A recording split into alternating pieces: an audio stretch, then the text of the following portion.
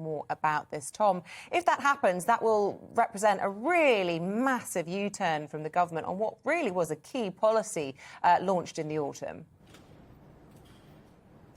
It certainly would be. Back in October, the government announced this as a flagship policy to try and fix in tandem the NHS backlog and the social care crisis. The raise in national insurance, raising it both for employees and employers, would raise around £12 billion.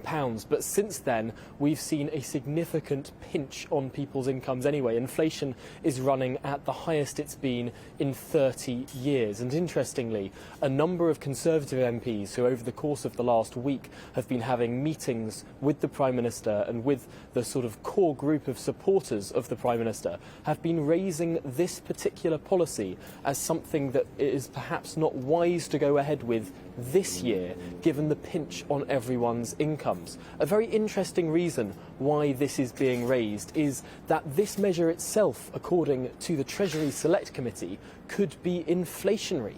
The Treasury Select Committee came out with a report suggesting that if employers have to pay higher national insurance, how will they fund it? They're likely to raise prices in shops. It could not only take money away from people's pockets, but also raise prices in shops. And that would be a particular pinch right now in this year of all years. And there's a reason why some MPs, former Cabinet Minister Robert Jenrick, for example, but also Mel Stride, the chair of the Treasury Select Committee, are saying we should not go ahead with this rise this year, is because the economy is doing a lot better.